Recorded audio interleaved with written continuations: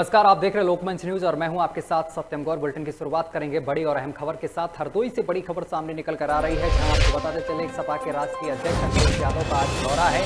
Sapa MLC doctor Rajpal Kashyap के पिता की 13वीं संस्कार में शामिल होंगी। यहाँ पर अखिलेश यादव सपा जिला अध्यक्ष जितेंद्र वर्मा के आवास पर भी जाएंगे। अखिलेश यादव हाल ही में जितेंद्र वर्मा की मां का भी हुआ था देहांत, जिसके बाद वो वहां पर भी पहुंचेंगे। अखिलेश यादव के साथ सपा नेता प्रतिपक्ष राम गोविंद चौधरी भी मौजूद रहेंगे। बड़ी और अहम खबर आपको बता रहे हैं, जहां पर आपको बताते चले कि आज अखिलेश यादव का दौरा है और इस दौरान वो यहां पर शामिल होंगे। आपको बताते चले कि एमएलसी डॉक्टर रामपाल कश्यप के पिता के निधन पर 13वीं प्रोग्राम है, उसमें पहुंचेंगे 13वीं में, और सपा जिला अध्यक्ष जितेंद्र वर्मा के आवास पर भी जाएंगे अखिलेश यादव।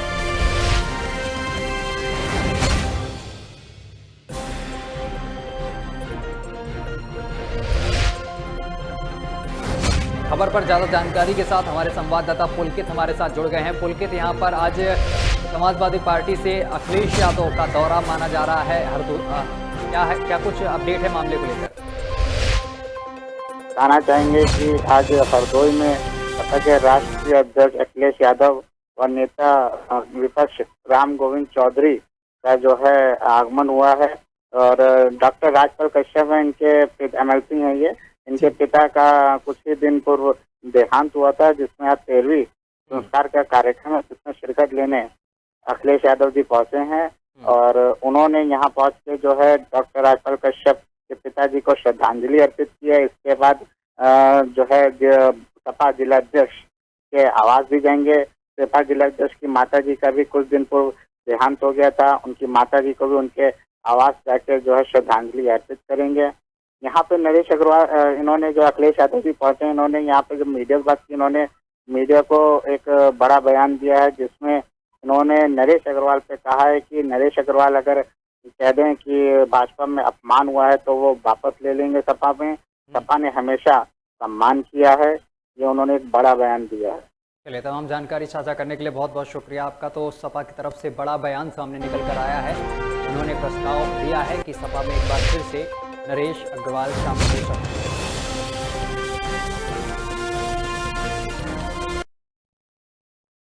और कोरोना के प्रकोप से लगातार 17 महीने से बंद पड़े स्कूलों को यूपी सरकार की गाइडलाइंस के अनुसार पुनः खोल दिया गया है, जबकि आगामी कोरोना की तीसरी लहर बच्चों पर खतरनाक साबित हो सकती है।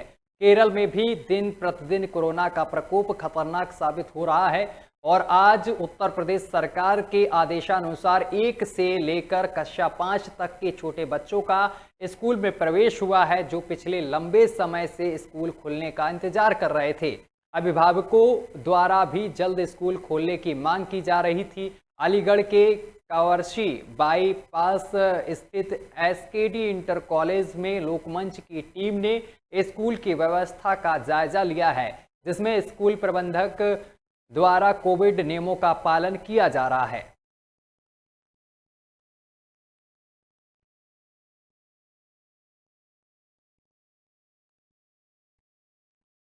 और अमरोहा से बड़ी खबर सामने निकल कर आ रही, जहां आपको बताते चले कि आज से छोटे बच्चों के खुलेंगे स्कूल। 1ली से 5वीं तक के छात्रों की लगेगी क्लास। बड़ी और अहम खबर आपको बता रहे हैं, जहां पर स्कूल आज खोले गए हैं। सभी स्कूलों में 2 शिफ्टों में चलेगी क्लास। 2 शिफ्टों में क्लास चलेगी। सरकार के पहले ही आदेश जारी कर दिया है कि स्टूडेंट की सुरक्षा के मद्देनजर गाइडलाइंस का पालन करें। कोरोना की जो भी गाइडलाइंस है उसका यहाँ पर पालन करवाया जाए। बच्चों की पढ़ाई को नहीं कराया जाएगा। खबर पर ज्यादा जानकारी के साथ हमारे संवाददाता फोन लाइन पर इकबाल जुड़ गए हैं। इकबाल, आज बड़े दिनों बाद यहाँ पर कई महीनों बाद स्कूलों को पुनः खोला गया है, क्या कुछ अपडेट है? जी सत्यम जी, मैं आपको बता दूं कि जनपद अमरोहा में आज से पहले छोटे बच्चों के स्कूल हैं, प्राइमरी स्कूल हैं, वो खुल चुके हैं।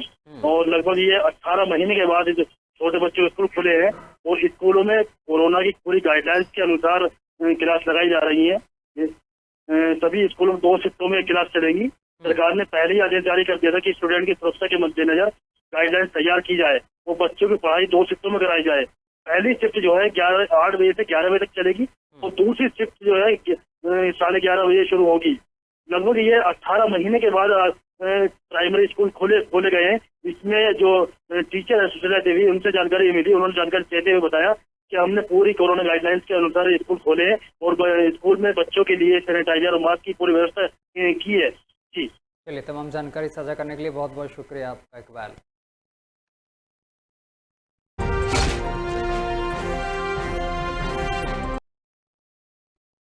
और अगली खबर बदायूं से आ रही है, जहां पर तेज रफ्तार का कहर देखने को मिला है। कार की टक्कर से टेम्पो खाई में पलट गया है और हादसे में 4 लोगों की मौत हो गई है। घायलों को जिला अस्पताल में भर्ती कराया गया है।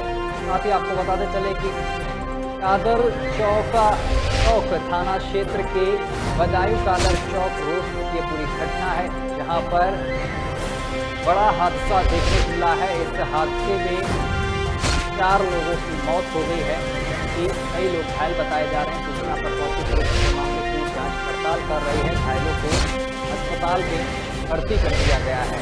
तस्वीर में भी आपको हम दिखा रहे हैं, इस तरीके से ये टेम्पो, आपको बताते चले कि खाई में गिर गया। स्विफ्ट डिजायर कार से टकरा गया है टेम्पो, जिसके बाद ये बड़ा हादसा हुआ है। कार की भी तस्वीरें हम आपको दिखा रहे हैं कि इस तरीके से कार के परखच्चे उड़ गए हैं। कादर चौक थाना क्षेत्र की बदायूं कादर चौक रोड की पूरी घटना है, जहां पर बड़ा हादसा हुआ है। इस हादसे में 4 लोगों की मौत हो गई है। और अगली खबर बलरामपुर से है। बलरामपुर जिले के तुलसीपुर से सामने निकल कर आ रही है, जहां पर पंचायत गनवरिया के ग्रामीणों ने कोटेदार को सरकारी अनाज का काला बाजारी करते हुए रंगे हाथ पकड़ लिया है। ग्राम पंचायत गनवरिया तुलसीपुर देहात ब्लॉक गैशड़ी के कोटेदार मीना कुमारी द्वारा सरकारी राशन डीसीएम पर लोड कराकर कालाबाजारी करने के लिए तुलसीपुर बाजार ले जाया जा रहा था और सरकारी राशन कालाबाजारी करने की जानकारी गांव के प्रधान और ग्रामीणों को हुई, तो ग्राम प्रधान प्रतिनिधि बाबू खां व ग्रामीणों ने सरकारी राशन लदी डीसीएम गाड़ी का पीछा किया गया।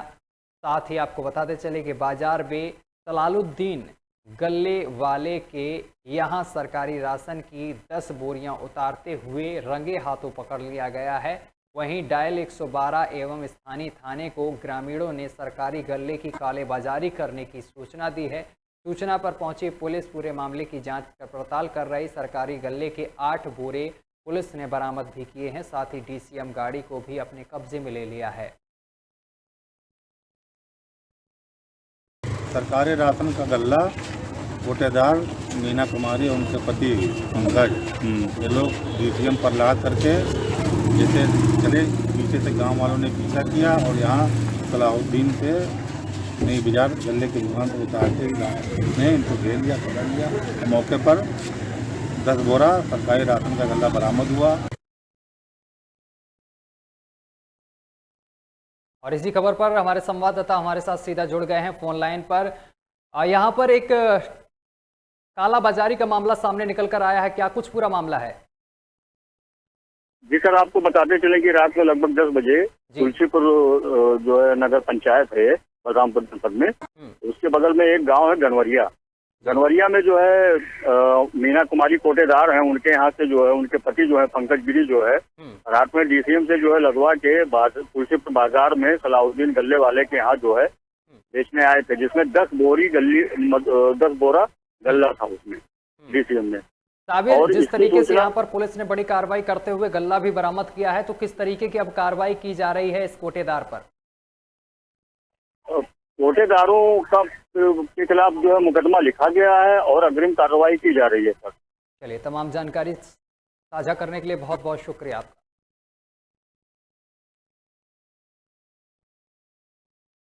और बांदा से बड़ी खबर सामने निकल कर आ रही है, जहां आपको बताते चले कि रेलवे ट्रैक पर कटा हुआ मिला है अज्ञात वृद्ध का शव। बड़ी खबर आपको बता रहे हैं, स्थानीय लोगों की सूचना पर पुलिस मौके पर पहुंची है। ट्रेन की चपेट में आने से वृद्ध की मौत हुई है, ये बताया जा रहा है। साथ ही आपको बताते चले कि कोतवाली नगर क्षेत्र के अंतर्गत केन नदी रेलवे पुल का एक पूरा मामला बताया जा रहा है, जहां पर वृद्ध का शव मिला है। कटा हुआ शव मिलने से हड़कंप मच गया है। बड़ी और अहम खबर आपको बता रहे हैं, जहां आपको बताते चले कोतवाली नगर क्षेत्र अंतर्गत केन नदी रेलवे पुल के पास वृद्ध का शव मिला है और शव मिलने के बाद इलाके में हड़कंप मच गया है।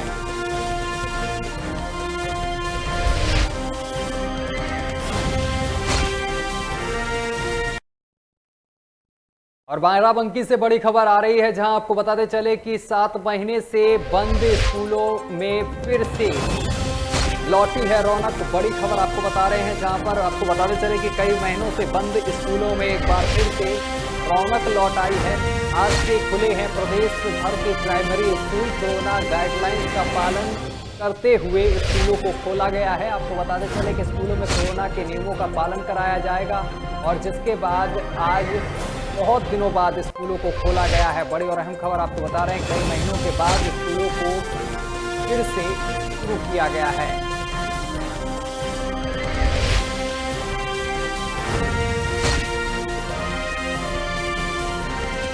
खबर पर ज्यादा जानकारी के साथ हमारे संवाददाता विनय मिश्रा हमारे साथ फोन लाइन पर जुड़ गए हैं। विनय, यहाँ पर कई महीनों के बाद एक बार फिर से स्कूलों को खोला गया है, किस तरीके की व्यवस्था देखी गई है स्कूल प्रशासन की तरफ से? बिल्कुल, यहाँ प्रश्न में बताना चाहूँगा कि बाराबंकी में प्राथमिक विद्यालय जो है आज खुल रहे हैं, जिसको लेकर के पूरी तरीके से विद्यालय में जो है साफ सफाई की व्यवस्था भी देखने को मिली और जो बच्चे भी आ रहे थे वो मास्क लगा करके विद्यालय में ही एंट्री उनको दी जा रही थी और साथ में सैनिटाइज जो है करने की मशीन भी वहाँ पे थी। तो कहीं ना कहीं जो सरकार की गाइडलाइन थी उसका पालन करते हुए विद्यालयों में देखा गया है और जो बच्चों की संख्या थी वो पहले दिन जरूर कम नजर आई है। वजह ये थी जो वहाँ के टीचरों से और बच्चों से बात की गई तो उनका साफ तौर से कहना कि अभी कोरोना की तीसरी लहर को लेकर के जो है अध्यापकों में जो है दहशत है, जिसकी वजह से वो सहमति पत्र नहीं दिए हैं। इसी वजह से आज संख्या जो है लगभग 25% जो है बाराबंकी में देखने को मिली है। चलिए, तमाम जानकारी साझा करने के लिए बहुत बहुत शुक्रिया आपका विनय मिश्रा।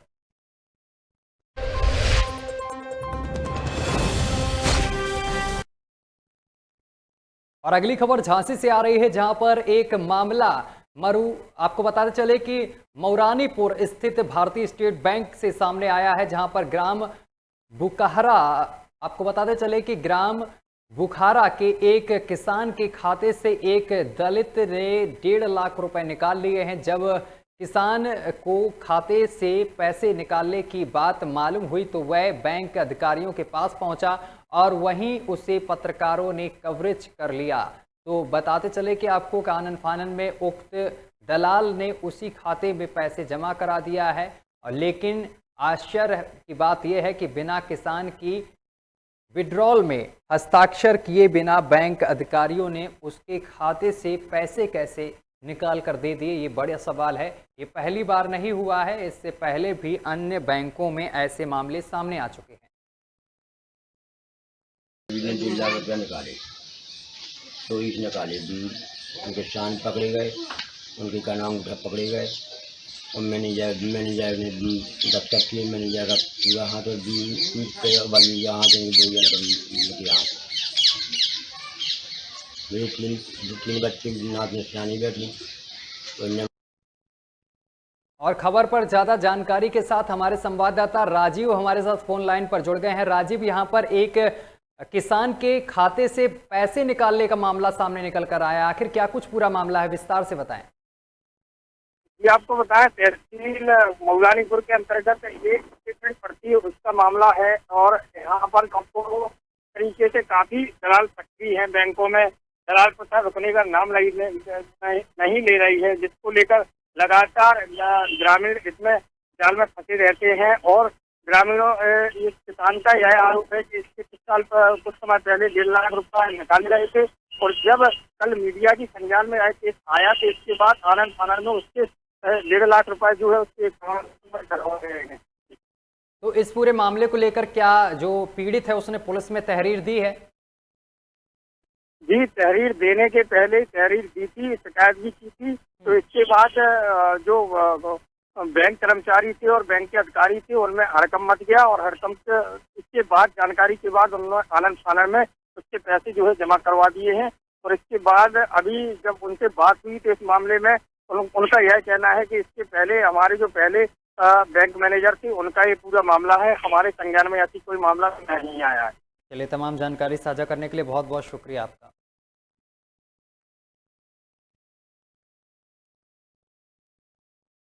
और अगली खबर कानपुर से है, जहां पर योगी सरकार के निर्देश के बाद कानपुर देहात के सरकारी और प्राइवेट प्राइमरी स्कूल आज से गुलजार हो गए हैं। और जहां आपको बताते चले कि कक्षा 1 से 5 तक के स्कूलों को कोविड गाइडलाइंस के तहत फिर से खोल दिया गया है। कानपुर देहात का शिक्षा विभाग पूरी तरीके से तैयार है। अब फिर स्कूलों में नन्हे मुन्ने बच्चे यहाँ पर पहुँचे हैं और जिसके बाद आपको बताते चले कि स्कूलों में बच्चों की संख्या भी ज़्यादा देखने को मिली है। स्कूल की कक्षाओं में फिर से उनके पढ़ने की आवाज़ें सुनाई देने लगी हैं, जिसको लेकर आपको बताते चले कानपुर देहात का जिला प्रशासन और जिला जो शिक्षा विभाग है यहाँ पर शासन की गाइडलाइंस से कक्षाओं को संचालित करने की कवायद में जुट गया है। कानपुर देहात के सभी 1 से 5 तक की कक्षाओं वाले स्कूल कोविड गाइडलाइंस तहत खोल दिए गए हैं। कम संख्या वाले स्कूलों को 1 शिफ्ट में और अधिक संख्या वाले स्कूलों को 2 शिफ्ट में संचालित किया जा रहा है। वहीं आपको बताते चले कि नौनिहालों को कोविड से बचाने की तैयारी भी तेज है और साथ ही निगरानी रखने के लिए टीम भी लगाई गई है। जी, हम आज उत्तर प्रदेश सरकार के द्वारा आज 1 सितंबर से कक्षा 1 से 5 तक के विद्यालयों को खोलने का आदेश किया गया है। हम लोगों ने पूरी व्यवस्था की है, बच्चे आए उनका स्वागत करें और कोरोना गाइडलाइन के जो नियम हैं उनको फॉलो करते हुए बच्चों को सोशल डिस्टेंसिंग के हिसाब से बैठा लेंगे। मास्क और सैनिटाइजर प्रत्येक बच्चे, पूरा स्टाफ, हम लोग सभी लोग मास्क पहने, बच्चों को भी मास्क की पूरी व्यवस्था की गई है और सैनिटाइजर और जो एक सामाजिक दूरी उसके हिसाब से बच्चों को बैठाल के मतलब पढ़ाने की व्यवस्था की गई है। और अभिभावकों से भी सहमति ली गई है कि अगर कोई अभिभावक।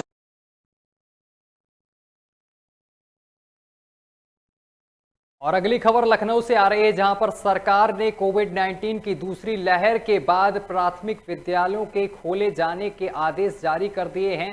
आपको बताते चले कि आज राजधानी लखनऊ से मोहनलालगंज के सिसेड़ी प्राथमिक विद्यालय में आज लोकमंच न्यूज़ चैनल की टीम पहुंची तो वहां पर टीचर बच्चों को पढ़ाते मिले हैं। वहीं कोविड-19 इन सोशल डिस्टेंसिंग का भी यहां पर ध्यान रखा गया है। मास्क के साथ स्कूल में टीचर पहुंचे हैं और बच्चों को भी मास्क लगाने की सलाह दी गई है। बच्चों में खुशी की लहर भी देखने को मिली है। कोरोना वायरस की दूसरी लहर आने के बाद स्कूलों को सरकार द्वारा बंद करवा दिया गया था ताकि कोई भी बच्चा कोविड-19 से संक्रमित ना हो सके, साथ ही कोविड-19 का प्रभाव कम पड़ सके। और इसी के साथ आज उत्तर प्रदेश सरकार ने प्राथमिक विद्यालय खोलने के आदेश जारी कर दिए हैं, जिसके बाद बच्चों की संख्या स्कूल में पहुंची है। काफ़ी संख्या में बच्चे पहुंचे हैं स्कूल में और पढ़ाई करते हुए नजर आए हैं बच्चे। आज से शिक्षण कार्य शुरू हुआ है प्राथमिक विद्यालय सिसेंडी में। तो हम लोगों ने इसमें सोशल डिस्टेंसिंग से पहले बच्चों को खड़ा करके सैनिटाइजेशन कराया, फिर इसके बाद बच्चों को मास्क वितरित करके उनको सुरक्षा दे के फिर। और मेरठ के बफर गांव में पूर्व ब्लॉक प्रमुख राजवीर, आपको बताते चले कि राजवीरी चौधरी के बेटे विकेंद्र की मंगलवार को गोली मारकर हत्या कर दी गई थी। फायरिंग की आवाज़ सुनकर लोग दौड़े तो बदमाश खुद को यहां पर घिरता देख मौके पर बाइक छोड़कर भाग निकले। वहीं परिवार का कहना है कि सुबह विकेंद्र उर्फ गौरी चौधरी अपने घर में मौजूद था। करीब 10 बजे बाइक सवार 2 युवक पहुंचे और विकेंद्र के साथ चारपाई पर बैठकर चाय पी। उसके बाद दोनों बदमाशों ने पिस्टल निकालकर विकेंद्र पर गोलियां बरसा दी। सीने में उसे 4 गोली लगी हैं। घटना के बाद ग्रामीणों की भीड़ लग गई। वहीं पुलिस ने युवक के शव को कब्जे में लेकर पोस्टमार्टम के लिए भेज दिया है और पुलिस अब आरोपियों की तलाश में जुट गई है। थाना क्षेत्र जानी के ग्राम बाफर में विकेंद्र उर्फ गौरी उम्र लगभग 38 वर्ष नामक व्यक्ति की हत्या की गई है।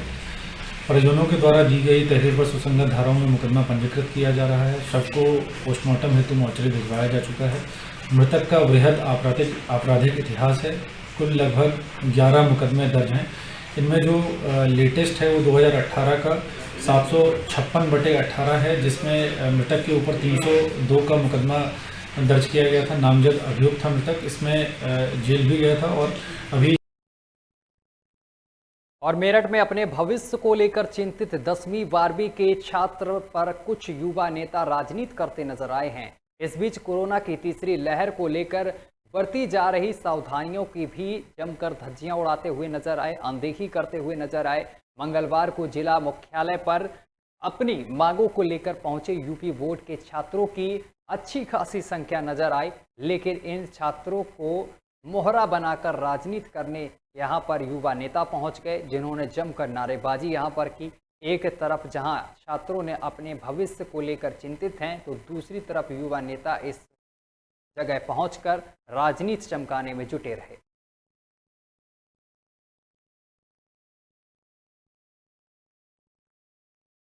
और खबर सहारनपुर से है, जहां बेहटा थाना क्षेत्र से एक खबर सामने निकल कर आई है। आपको बताते चले कि बेहटा थाना इलाके की इंदिरा कॉलोनी में सैकड़ों लोगों ने एक पंचायत कर नशे के खिलाफ एक नई मुहिम शुरू की है। नशा करने वाले लोगों ने यदि नशा बेचना या करना नहीं छोड़ा तो उनके खिलाफ कानूनी कार्रवाई तो की ही जाएगी। साथ ही नशा करने वाले या बेचने वाले के साथ उनके किसी परिजन की मौत होती है तो उनको ना दफनाने के लिए कब्रिस्तान में जगह देंगे और ना ही अंतिम संस्कार करने के लिए शमशान में जगह दी जाएगी। और इसके अलावा नशाखोरों का सामाजिक बहिष्कार भी किया जाएगा। पंचायत आज हमने इसलिए बुलाई है जी, हमारी बस्ती के अंदर कुछ नशे का कारोबार ज़्यादा चल रहा है और नहीं मान रहे, बाहर के भी कुछ लोग आ रहे हैं। तो हमने ये डिसाइड किया है, अगर नहीं कोई नशे का कारोबार छोड़ता है, पीना भी और बेचना भी, तो हम उसका समाज से बहिष्कार करेंगे। और फिर भी अगर नहीं मानता तो उसको हम कानून के दायरे में थाने में उसके हम रपट कराएंगे और उसको लेके जाएंगे कि